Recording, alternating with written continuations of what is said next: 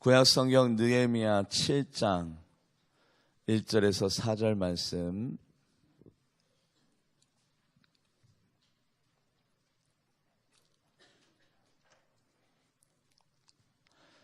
구약성경 734면에 있습니다. 구약성경 734면 느헤미야 7장 1절에서 4절. 제가 1절, 우리 성도님들이 2절 교독에서 4절까지 은혜를 나누도록 하겠습니다. 성벽이 건축됨에 문짝을 달고 문지기와 노래하는 자들과 레위 사람들을 세운 후에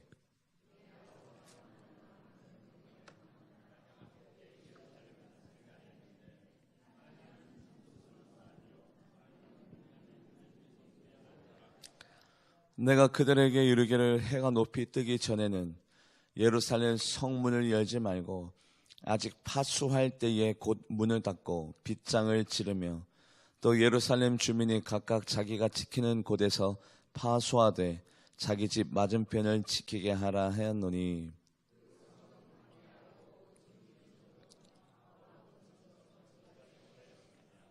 아멘. 기도하도록 하겠습니다. 고맙고 감사하신 하나님, 천하오도 귀한 우리 성도님들 세상에 있지 않냐고 하나님의 성전으로 달려나올 수 있도록 주님께서 그들의 마음을 주장하여 주셔서 하나님, 복잡하고 번잡한 일들이 있었지만, 우리가 예배 자리에 나오지 못하는 여러 가지 상황과 이유들이 있었지만 그 모든 것들을 이겨버리고 하나님의 영광의 자리로 불러주신 하나님 감사합니다. 이 거룩한 선택이 우리의 영과 혼을 건강하게 강건하게 만들며 내 삶을 주님께서 지배하여 주시고 이끌어 주시옵소서. 이 예배가 진정으로 하나님 앞에 기쁨의 예배 되어지기 원하며 이 산제사를 통해 하나님의 관여하심이 우리들의 인생 가운데 있어지게 하여 주시옵소서. 감사드리며 살아계신 예수님의 이름으로 간절히 기도하옵나이다. 아멘.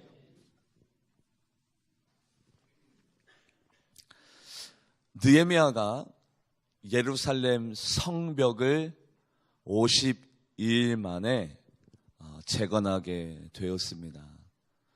이 시대적인 배경을 여러분들에게 말씀드리자면, 여러분들 페르시아의 아닥사스다 왕의 선처로 말미암아 지금 모든 정권과 나라의 회복이 있을 때가 아니라 여러 가지로 정황적으로 지금 예루살렘 성벽이 재건되어진다는 것은 불가능한 일입니다.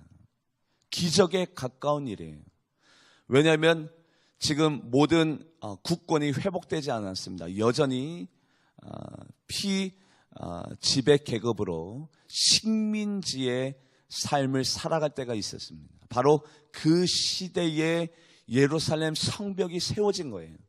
예루살렘 성벽이 세워졌을 때 거기에 들어간 재료, 그리고 사용되어지는 여러 가지 그 재료라든지 사람이라든지 가용 인원이라든지 그 모든 것들이 바로 이스라엘 나라에서, 그리고 이스라엘 자체적으로 해결될 일은 아무것도 없습니다. 그럼에도 불구하고 예루살렘 성벽이 52일 만에 그렇게 회방하는 사람들이 많았고 시기하는 사람들이 많았지만, 그 성벽이 재건되어지는 것을 끊임없이 방해하는 사람들 속에서도 52일 만에 느헤미야의 꿈과 소원, 바로 예루살렘 성벽의 재건이 이루어질 수 있었던 것은 바로 느헤미야에게 방법이 있었습니다. 그 느헤미야의 방법은 뭐냐면, 하나님이 개입하시면 안 될 리도 된다라는 거예요. 무에서 유를 창조하시고 안 될 리도 되게 하여 주시는 하나님이 처음과 나중과 끝을, 모든 것들을 하나님이 붙잡고 계시면 모든 것들이 성취될 수 있다라는 믿음을 가지고 느헤미야가 이 모든 일들을 준행해 나가게 됩니다. 그런데요, 느헤미야의 소원과 꿈들이 반드시 이루어질 수밖에 없는 원리가 오늘 본문 말씀 가운데는 녹아져 있습니다. 우리도 마찬가지입니다. 여러분들 각 가정마다 개인마다 꿈과 소원과 비전이 다 달라요. 그런데 그 꿈과 소원과 비전은 다 다르지만 그 꿈과 소원과 비전이 성취될 수 있는 방법은 똑같아요.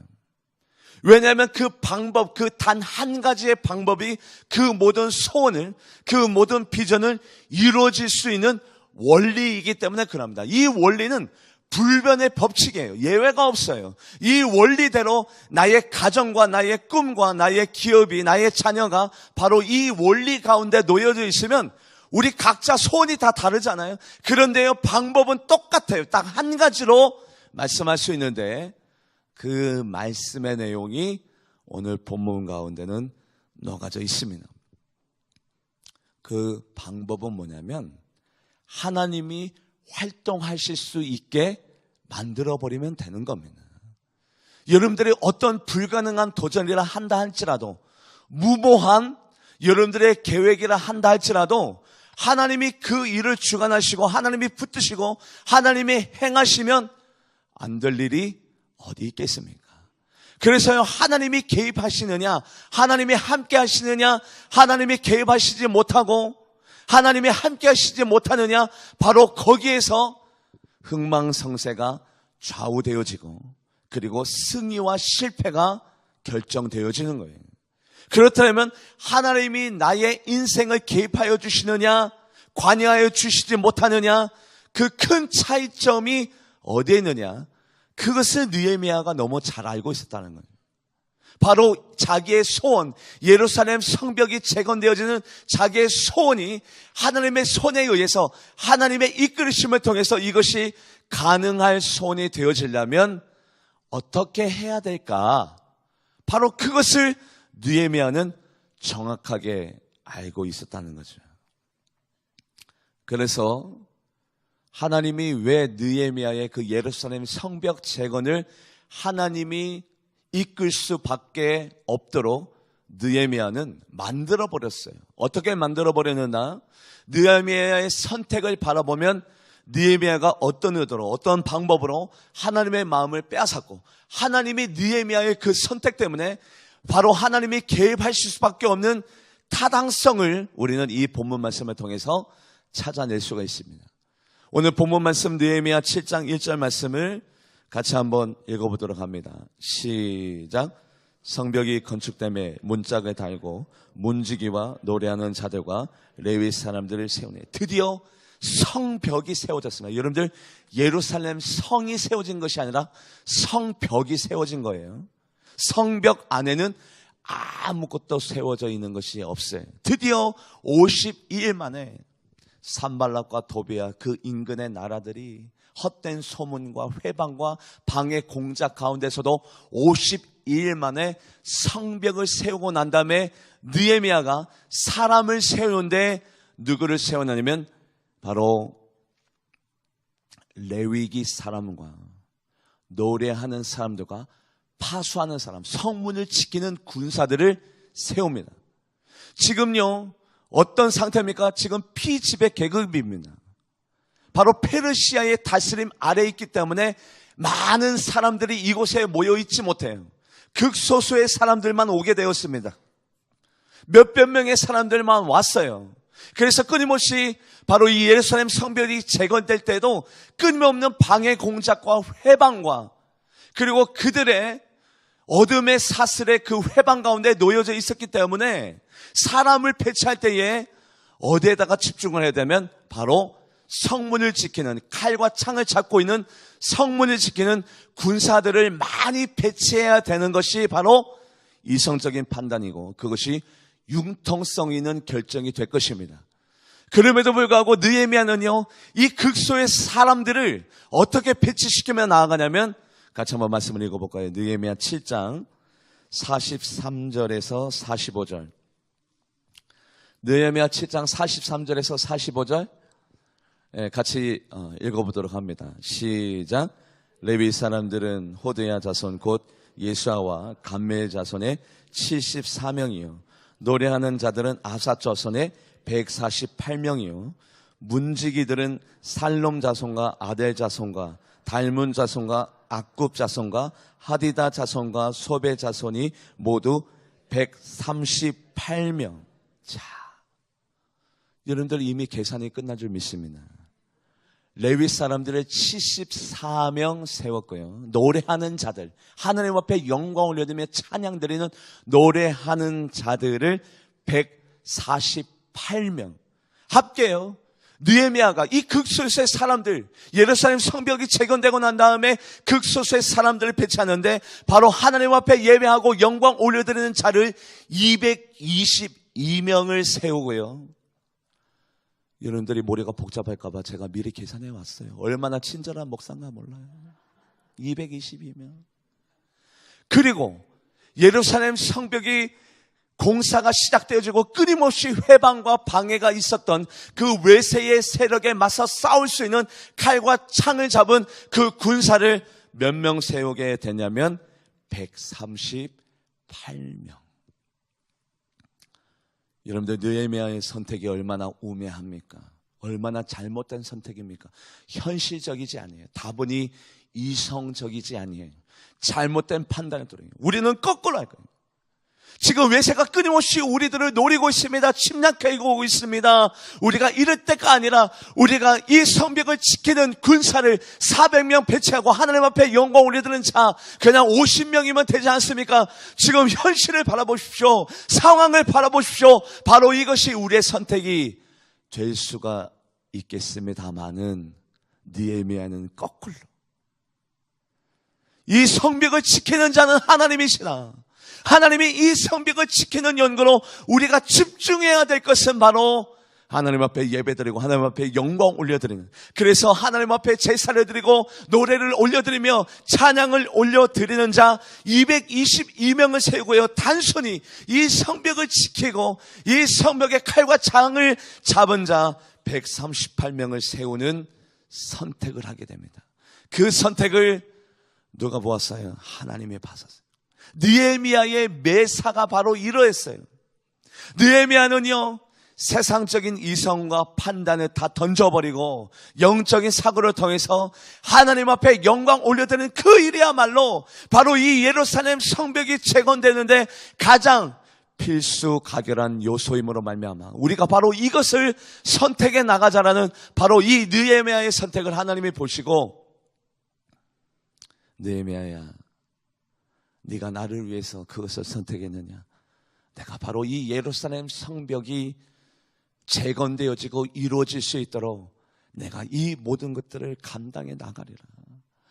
우리가요, 하나님 앞에 맡겨버리면 하나님은 그만큼 활동하시는 거예요. 내가 붙잡고 있고 내가 하려고 하고 내가 하나님 앞을 믿지 못하고 하나님 앞에 내려놓지 못할 때 하나님은 활동의 폭이 작아집니다. 사무엘 말씀 가운데 이런 말씀이 나옵니다. 사무엘 선지자가 이스라엘 백성에게 축복하고 싶어가지고 이스라엘 백성을 미스바에 모이라고 그랬어요. 우리 모여서 기도합시다. 우리가 이럴 때가 아니라 하나님 앞에 집중합시다. 우리 다 모여서 하나님 앞에 예배합시다. 그때에 이스라엘 백성이 무장해제를 하고 한 사람도 무기를 들지 않냐고 미스바에 모였어요. 뭐 하려고요? 예배 드리려고요. 하나님 앞에 영광 올려드리려고 모였는데 갑자기 산 밑에서 블레셋 군대가 작정하고 쳐들어옵니다. 이때라. 이스라엘 백성이 방심할 이때에 우리가 쳐들어가자. 여러분들 평상시 같으면 이스라엘 백성들이 원망하고 불평하고 바로 사무엘 선지자를 통해서 손가락질 했을 것입니다. 그런데 이스라엘 백성이 그때에 그들의 마음이 하나님께 향해 있었어요. 그들의 영성이 뜨거웠을 때입니다. 그때에 사무엘 선지자에게 무엇이라고 말하면 당신 때문에 우리가 다 죽게 되었습니다. 축복을 해준다고 우리 미스바로 모이게 하더니 기도를 통해서 제사를 통해서 우리를 좋게 만든다고 하더니 이게 뭡니까가 아니라 그들이 사무엘 선지자에게 얘기하기를, 사무엘 선지자, 우리들을 위해서 기도해 주십시오. 예배 드려 주십시오. 지금 이것이 우리들에게는 가장 필요한 것입니다라고 그들이 영적인 생각을 하게 됩니다. 우리 같이 한번 말씀을 읽어볼까요? 사무엘상 7장 8절에서 9절 말씀. 사무엘상 7장 8절에서 9절 같이 합독해 보도록 합니다. 시작. 이스라엘 자손이 사무엘에게 이르되 당신은 우리를 위하여 우리 하나님 여호와께 쉬지 말고 부르짖어 우리를 블레셋 사람들의 손에서 구원하시게 하소서 하니 사무엘이 젖 먹는 어린 양 하나를 가져다가 온전한 번제를 여호와께 드리고 이스라엘을 위하여 여호와께 부르짖음에 여호와께서 지금 블레셋 군대가 쳐들어오는데 예배가 무슨 말입니까? 지금 빨리 무기를 재정비하고 군비를 확충하고 군사 식량을 확보하고 정렬을 재가다듬고 그리고 나름대로의 조치를 취해야 되는데 이스라엘 백성이 우리 그냥 가만히 있을게요. 사무엘 선지자 하나님 앞에 예배합시다. 하나님 앞에 도움을 요청합시다. 그러면 하나님이 우리를 구원해 주실 것입니다. 그들의 믿음의 고백대로 사무엘 선지자가 하나님 앞에 바로 미스바에서 하나님 앞에 예배를 드렸더니 여러분들이 이것이 얼마나 우매한 선택입니까? 얼마나 현실성 없는 선택이에요. 정말 우매한 선택인가 아닌가 우리는 그 결과를 알고 있어요. 그 결과를 알고 있는데 왜 우리의 삶 가운데 적용시키지 못합니까? 적용시키지를 못해요.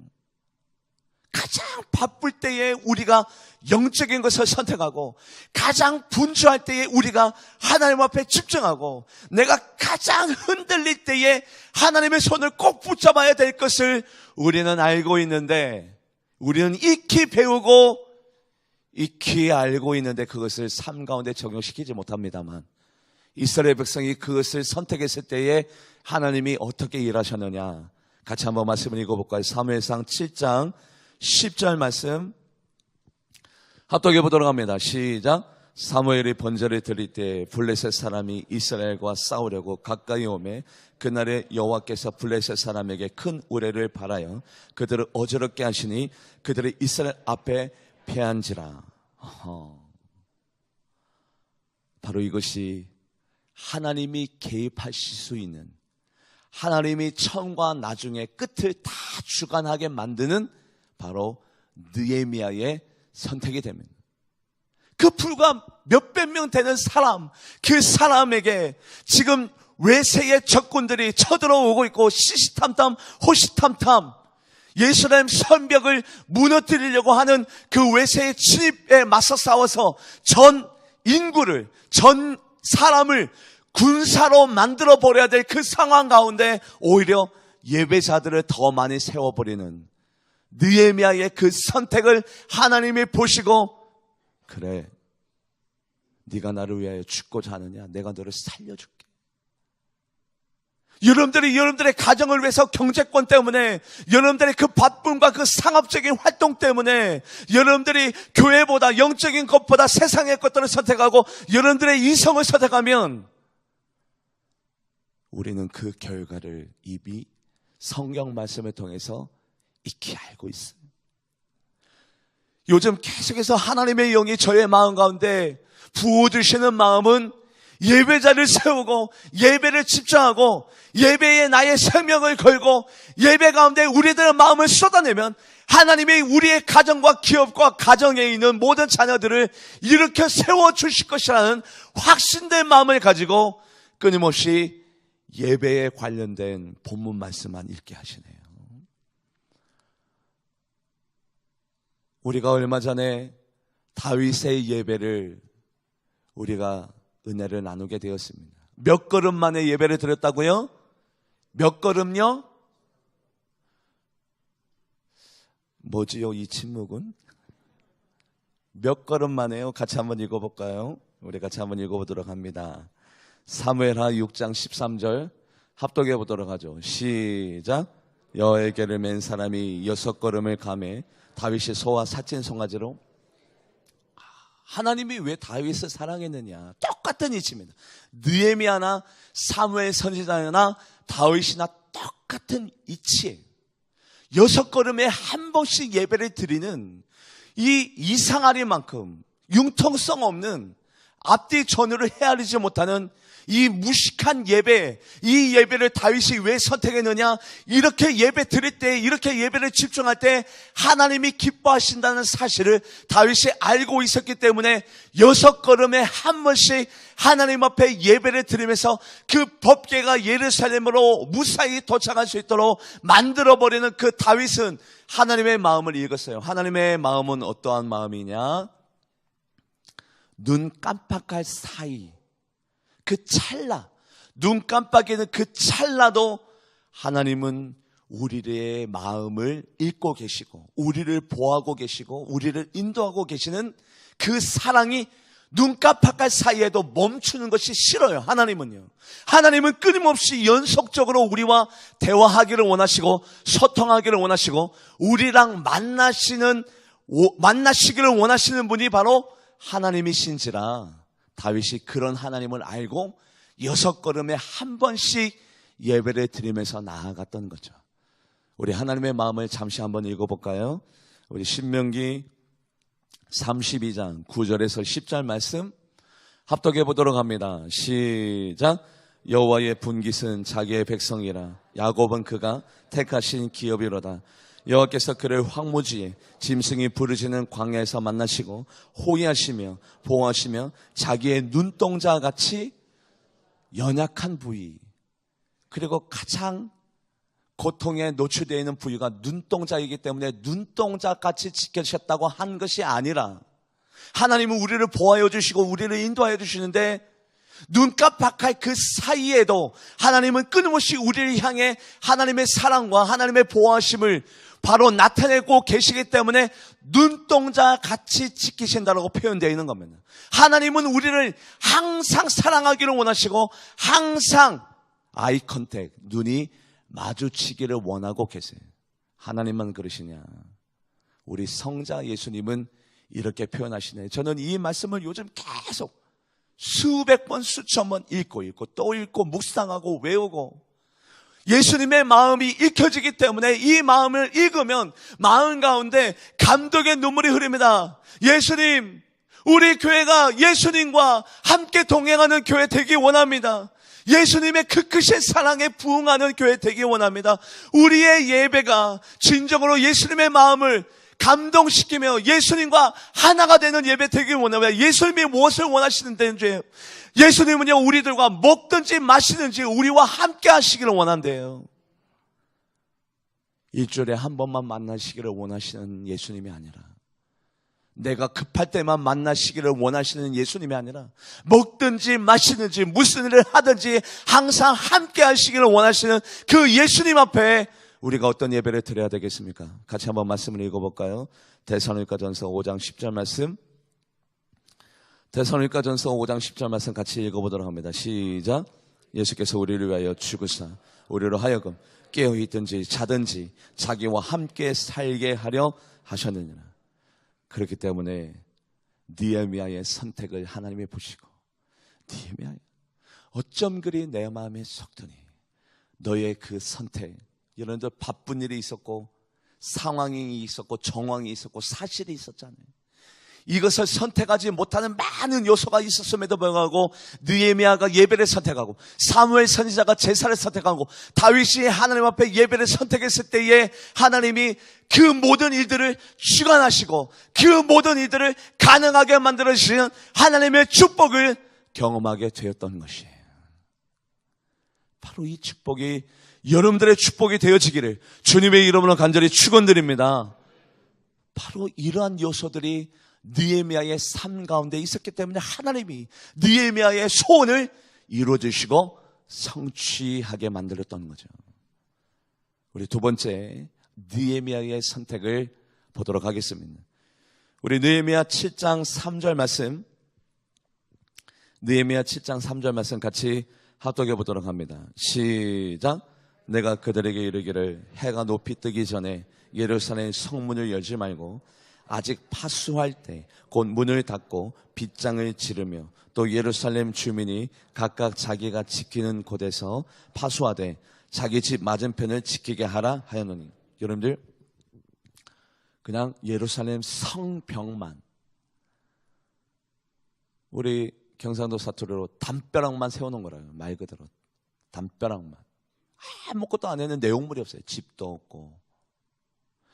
여러분들, 그러면 그 지역이 축복된 땅이 되려면, 기름진 땅이 되려면 옛날이나 지금이나 뭐가 활발히 이루어지냐면 상권이 형성이 돼야 됩니다. 거래가, 파는 자와 사고자 하는 자들이 아침부터 일찍 오고 가고 교류하고 서로 상업적인 활동이 이루어져야 바로 그곳에 빠른 경제의 부흥과 회복과 성장이 있는 거예요.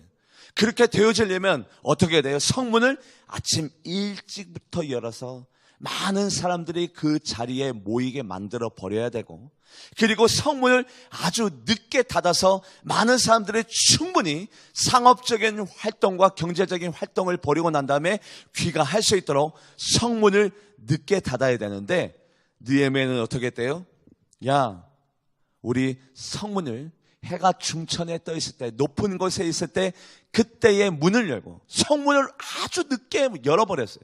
그리고 파수할 수 있을 때, 파수가 뭡니까? 적군들이 오나 안도나 그것을 바라볼 수 있는 시야가 확보되어 있는, 즉 해가 넘어가기 전에 성문을 일찍 닫아버려라. 이유가 뭐냐? 그 성읍을 보호하려고 하는 것이 아니에요. 느헤미야가 그런 사사로운 것에 자기의 관심을 빼앗기는 느헤미야가 아니에요. 이유가 있었는데, 뭐 때문에 이렇게 성문을 늦게 열고 뭐 때문에 이렇게 성문을 일찍 닫느냐? 바로 이 지역이 상권이 확보되고 경제권이 확보되려면 그 반대적인 것을 선택해야 되는데, 왜 느헤미야는 이것을 선택했느냐? 이유가 있어요. 어떤 이유가 있느냐? 하나님을 기쁘시게 하려는 의도가 숨겨져 있었다는 거예요. 이렇게 해야 하나님이 기뻐하실 수 있거든요. 하나님이 기뻐하셔야 하나님이 이 땅을 축복하시거든요. 하나님이 이 땅을 축복해야 우리가 아침 일찍부터 일을 하고 저녁 늦게까지 수고하고 늦게 잠을 잔다 하더라도 하나님의 축복이 없으면요, 무용지물입니다. 그거 아무것도 아닙니다. 뭐 때문이냐? 하나님을 기쁘시게 하기 위한 느헤미야의 의도가 숨겨져 있었던 것인데, 어떤 의도가 숨겨져 있었느냐? 같이 한번 말씀을 읽어보도록 합니다. 민수기 28장 3절 말씀, 민수기 28장 3절 말씀 같이 합독해 보도록 합니다. 시작. 또 그들에게 이르라, 너희가 여호와께 드릴 화제는 이러하니 1년 되고 흠없는 순양을 매일 2마리씩 상번제로, 매일 2마리씩 상번제로 드려라.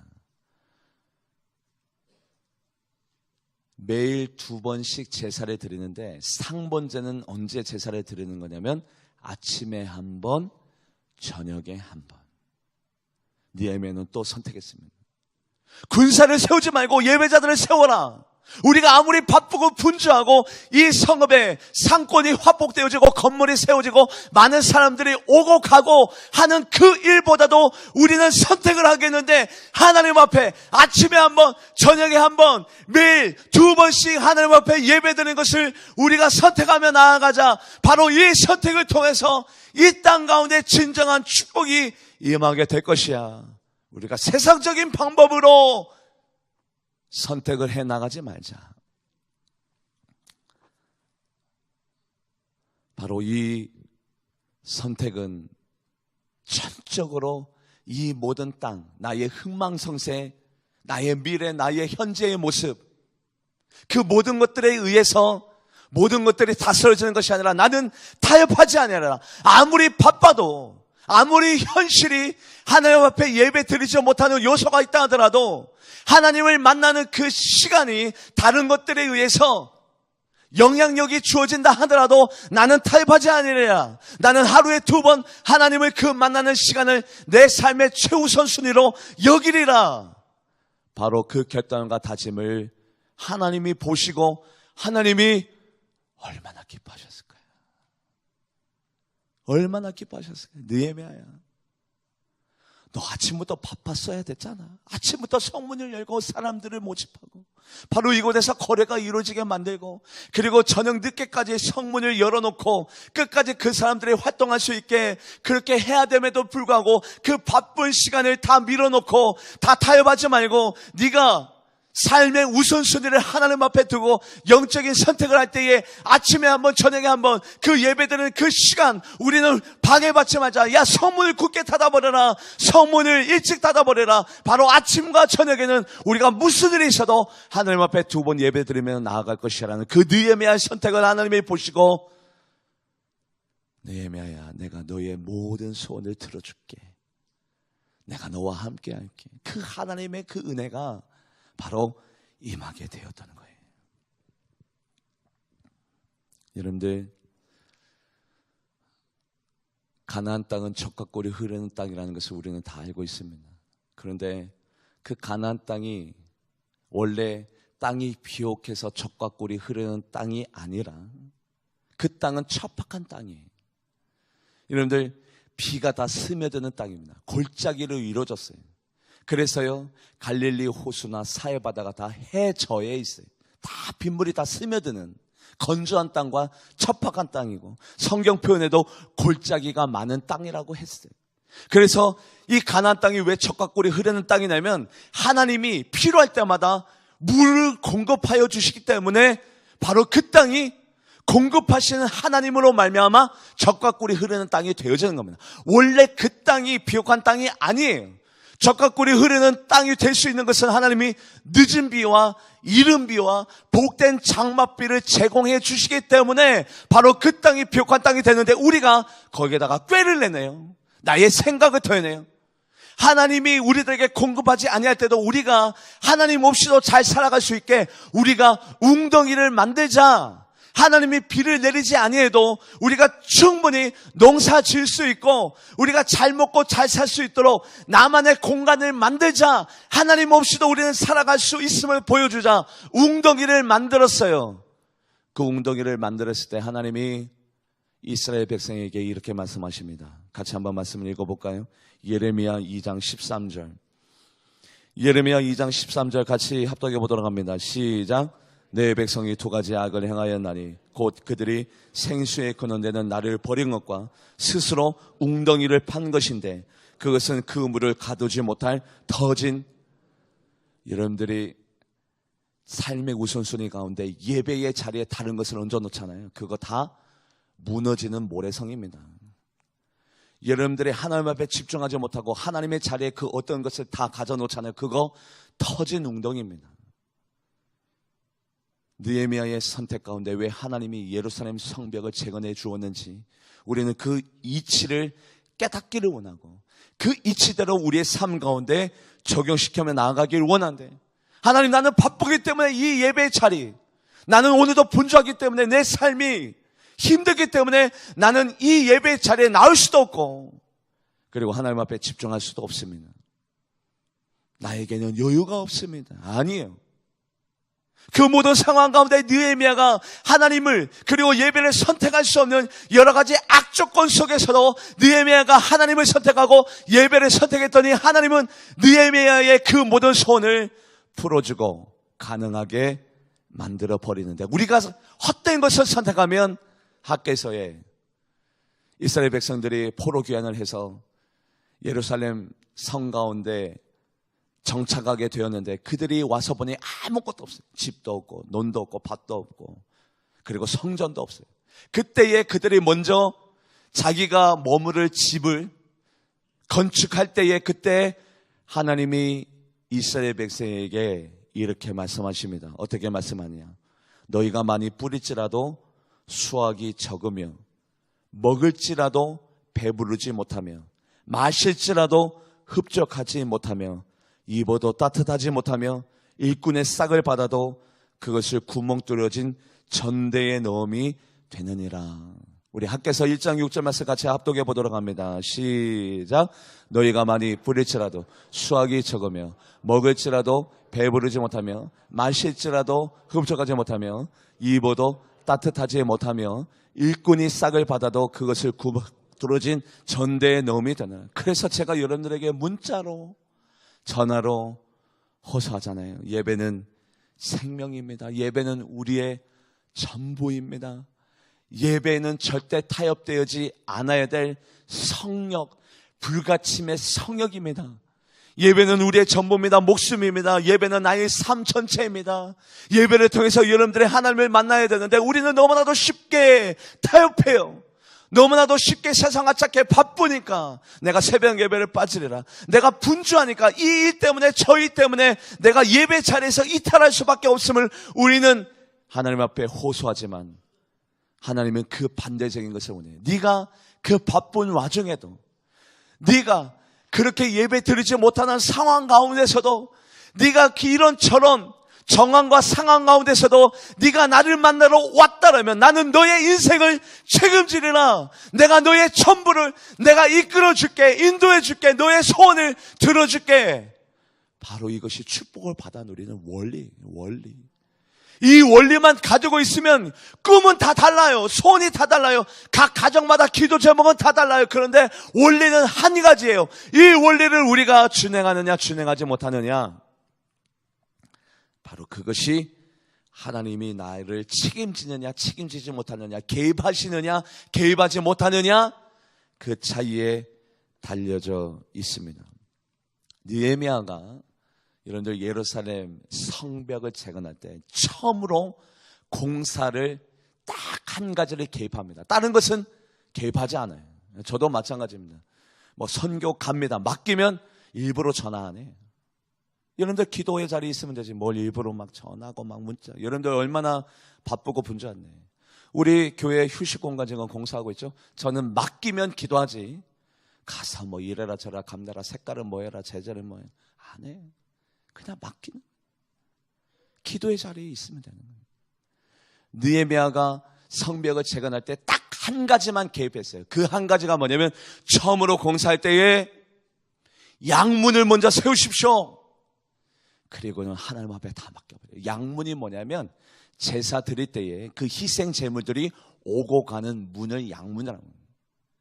희생 제물, 양과 소와 염소들이 바로 그 문을 통해서 제사장 앞에 도착하고, 그 제사장 앞에 도착했을 때 그의 희생 제물로 말미암아 번제와 화목제와 속죄제와 속건제들이 드려지는데 그 양문을 맨 먼저 건축해라. 바로 그것이 느헤미야의 명령이었어요.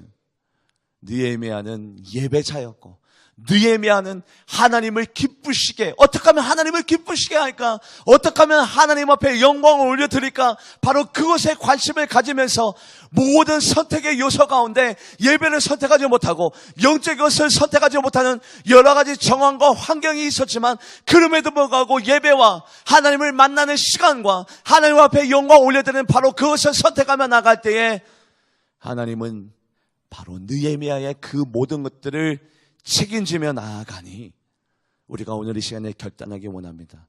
내가 먼저 내 삶의 우선순위 가운데 하나님을 선택하고 예배를 선택하고 하나님을 기쁘시게 하는 그 일에 내가 최우선적으로 나아가리라 결단하고 다짐하는 여러분들 되기를 주님의 이름으로 간절히 축복합니다. 여러분들, 모세의 후계자가 여호수아입니다. 여호수아가 겁에 질렸어요. 나에게는 모세의 지팡이가 없는데 내가 어떻게 이 이스라엘 백성을 인도해 낼까? 모세는 홍해도 가르고 쓴물을 단물로 바꾸고 구름기둥과 불기둥이 항상 이스라엘 백성을 인도해내는 능력자 모세였는데 나는 무엇을 통해서 이 이스라엘 백성을 가나안 땅으로 인도해 낼까? 여호수아가 겁에 질려 있을 때에, 기가 꺾여져 있을 때에 하나님이 여호수아에게 나타나서, 여호수아야, 군대는 이렇게 저렇게 하고 또 전쟁의 그 정법은 이렇게 짜고 그리고 지형은 이렇게 활용하고 저렇게 활용하고 그런 것을 얘기하지 않았어요. 여호수아에게 하나님이 요구했던 것은 단 한 가지, 여호와의 말씀을 묵상하고 여호와 하나님을 만나고 그 말씀을 준행하며 나아가면 너의 미래가 밝히 보여질 것이야. 가나안 땅으로 인도되어질 것이야. 바로 그것을 요구했다고요. 같이 한번 말씀을 읽어볼까요? 여호수아서 1장 8절에서 9절 합독해 보도록 합니다. 시작. 이 율법책을 내 입에서 떠나지 말게 하며 주야로 그것을 묵상하여 그 안에 기록한 대로 다 지켜 행하라. 그리하면 내 길이 평탄하게 될 것이며 내가 형통하리라. 내가 내게 명령하는 것이 아니냐? 강하고 담대하며 두려워하지 말며 놀라지 말며 내가 어디로 가든지 내 하나님 여호와가 너와 함께 하느니라 하시니라. 아멘. 여호수아야, 단거하지 마. 너의 미래, 너의 그 비전과 꿈과 소원, 이스라엘 백성을 가나안 땅으로 인도되어지는 너의 그 꿈은 한 가지 원리로 되어져. 그 꿈은 뭐냐면 여호와의 말씀을 묵상하고 그것을 묵상함을 주야로 묵상하면서 하나님을 만나면 너의 꿈과 그 비전과 소원이 성취될 것이야. 형통하게 될 것이야. 할렐루야. 아멘 하셨습니까? 그러면 여러분들의 삶 가운데도 2018년도 한번 적용해 보세요. 2017년도보다는 보다 더 예배자를 왜 끊임없이 저 목사가 지금 첫째 주, 둘째 주, 셋째 주 계속해서 예배 관련해서 왜 말씀을 던지는지 저도요 계속해서 예배 본문만 왜 선택하는지 모르겠어요. 성령님이 그렇게 마음을 주장해 주시네요. 다른 거 설교하지 말고 다른 건 말하지 말고 예배의 중요성과 하나님을 만나는 자리, 하나님과 연합하는 자리, 온전한 영광이 왜 우리들에게 가장 절실하고 필요한지 예배를 회복시키고 예배를 통해서 살아계신 하나님을 만나는 그 말씀을 전하라고 성령님이 끊임없이 저의 마음 가운데 큰 감동을 왜 주시는지 모르겠습니다만 중요한 것은 이것은 우리 모두가 형통할 수 있는 가장 큰 원리라는 사실입니다. 여러분들, 오늘 느헤미야의 선택, 성문을 늦게 열어라, 성문을 일찍 닫아라. 늦게 여는 대신에 아침에 하나님을 만나자. 일찍 문 닫는 대신에 저녁에 하나님 앞에 예배 드리자. 그때에 하나님이 얼마나 기뻐하셨을까요? 하나님이 기뻐하시면 하나님은 기뻐하는 대로 끝나지 않냐고 우리의 소원을 풀어주시는데 어떻게 하여 주시느냐. 시편 37편 4절 말씀 합독해 보도록 합니다. 시작. 또 여호와를 기뻐하라. 그가 내 마음의 소원을 내게. 하나님이 기뻐하실 만한 일을 행해드리면 하나님이 가만히 계시느냐. 그냥 기뻐하고 가만히 있는 분이 아니라 네가 필요한 것이 무엇이냐, 너의 마음 가운데 가장 큰 어려움이 무엇이냐, 네가 지금 가장 절실한 것이 무엇이냐. 하나님은 우리의 삶을 개입하시기를 원하시는 하나님. 그 하나님이 오늘도 시편 145편 19절 말씀에 이런 말씀을 하시네요. 같이 합독해 보도록 합니다. 시작. 그는 자기를 경외하는 자들의 소원을 이루시며 또 그들의 부르짖음을 들으사 구원. 하나님을 경외하는 느헤미야의 선택, 처음부터 끝까지 그 느헤미야의 선택을 바라보면 하나님 앞에 집중되어 있고 하나님을 경외하는 그 느헤미야 선택으로 말미암아 느헤미야의 소원이 성취되고 이루어지고 있습니다. 마지막으로 느헤미야는 바로 이것을 선택했네요. 무엇을 선택했느냐. 느헤미야 7장 4절 말씀, 느헤미야 7장 4절 말씀 합독해 보도록 합니다. 시작. 그 성읍은 광대하고 그 주민은 적으며 가옥은 미쳐 건축하지. 성읍만 광대해요. 예루살렘 성벽만 아주 커요. 크면 뭐예요? 그 안에 사람도 없어요. 고작 몇백 명. 가옥도 없어요. 집도 없어요. 상권도 없어요. 논과 밭도 없어요. 그런데도 성벽만 아주 크게 건축한 거예요. 우리로 얘기하자면 뭐만 지금 세우는 거예요? 담벼락만 세우는 거예요. 담벼락만. 우리가 만약에 우리 교회가 이전한 일은 없겠습니다. 혹시 하나님의 뜻이 이전에 있어서 다른 데로 가요. 그런데 땅만, 큰 땅만 사놨어. 그리고 난 다음에 제가 선포합니다. 이것이 하나님의 뜻입니다라고 얘기할 때에 여러분들 순종할 수 있겠습니까? 너무 감사해요. 이런 충성된 일꾼들과 함께 예배드린다는 것이 얼마나 행복한지 너무 고맙습니다. 목사님 뭐 하는 겁니까 지금? 땅만 사놓는다고 됩니까? 지금 목사님이 잘못된 것을 선택했습니까? 이게 뭐 하자는 겁니까? 융통성 없네요. 현실감 없네요. 땅만 사놓는다고 다 됩니까? 여기에서 필요한 건물들, 여기에 필요한 학교, 집, 성전, 이거는 뭐 하려고요? 어떻게 하려고요? 여러분들, 느헤미야가 왜 이것을 선택했어요? 하나님의 계시된 말씀이 있었기 때문에. 그 계시된 말씀이 때로는 이성적이지 못할 때도 있어요. 상황적이지 못할 때가 있어요. 그럼에도 불구하고 하나님의 그 계시를 준행하고 순종하며 나아가는 느헤미야. 어디에 나와 있느냐? 스가랴 8장 4절에서 5절 말씀, 스가랴 8장 4절에서 5절 같이 합독해 보도록 합니다. 시작. 만군의 여호와가 이같이 말하노라. 예루살렘 길거리에 늙은 남자들과 늙은 여자들이 다시 앉을 것이라. 다 나이가 많으므로 저마다 손에 지팡이를 잡을 것이요, 그 성읍 거리에 소년과 소녀들이 가득하여 거기서, 우리가 이 성벽을 세워놓으면 결국에는 이 땅은, 지금은 우리가 그 모습을 못 본다 하더라도 미래에 바로 이 땅에서 소년과 소녀들이 뛰어놀고 거리에서 늙은이들이 넘쳐날 것이며 바로 이 자리가 축복의 땅이 될 것이니까 우리는 그렇게 행하실 하나님을 믿고 준행하며 순복하며 나아가자. 우리는 성벽을 크게 짓자. 느헤미야, 그 성벽을 크게 짓지 말고 조금 적게 짓고 그 성벽을 세울 그 재료들을 아껴다가 바로 여기에다가 집도 짓고 시장도 짓고 그리고 뭐도 짓고 뭐도 지어야 되는 거 아닙니까? 라고 불평하고 원망하는 자들이 없이 느헤미야의 그 주장과 그 설계도대로 모든 이들이 할 말이 있었지만, 따지고 싶고 묻고 싶었지만 그 모든 의욕들을 하나님 앞에 맡겨버리고 순종하자 나아가며 나아가는 이들의 모습이 있었기 때문에 하나님은 그 자리를 축복해 주었던 겁니다.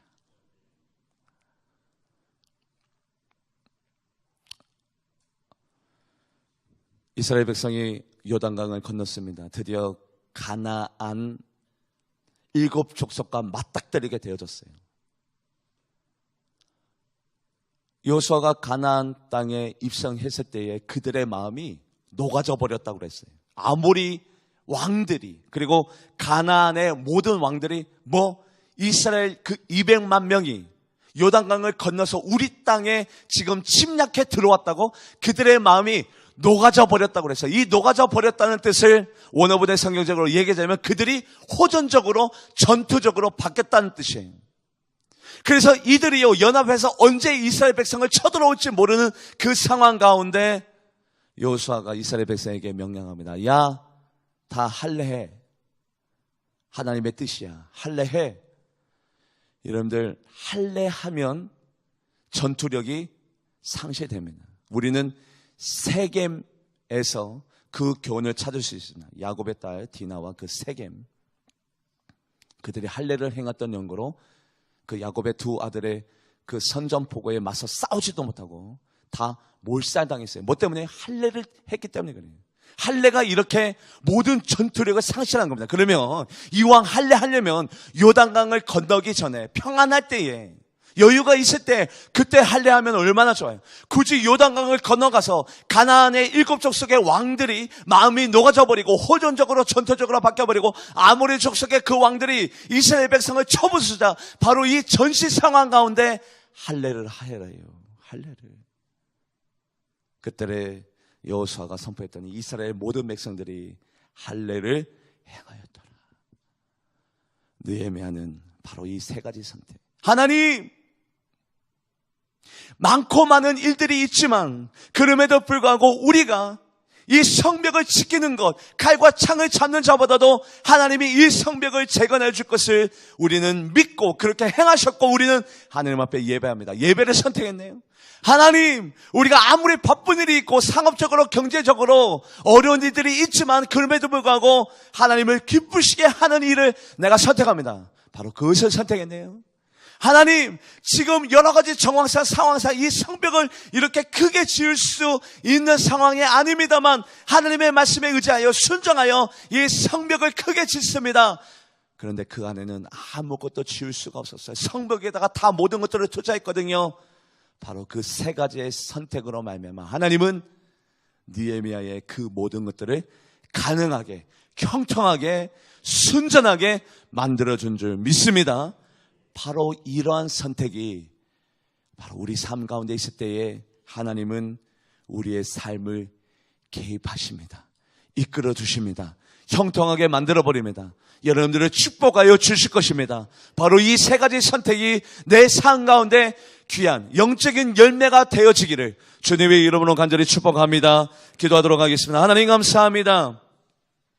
느헤미야의 세 가지의 선택, 내가 노래를 부르는 자, 예배 드리는 자를 내가 먼저 세우며 나가리라.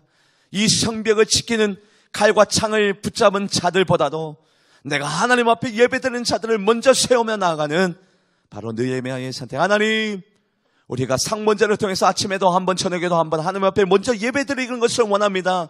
상업적인 지역이 형성되어지고 경제권이 바로 이곳에서 놓여져서 젖과 꿀이 흐르는 땅이 되어지는 것은 하나님 앞에 맡겨드리오니 주여 우리의 마음을 받아주시옵소서라는 그들의 선택, 느헤미야의 선택이 우리의 삶 가운데 아름답게 열매 맺어서 우리 모두 다 하나님의 형통하심의 법칙 아래 놓여지는 우리 모두가 되게 하여 주시옵소서. 감사드리며 살아계신 예수님의 이름으로 간절히 기도하옵나이다. 아멘. 우리 500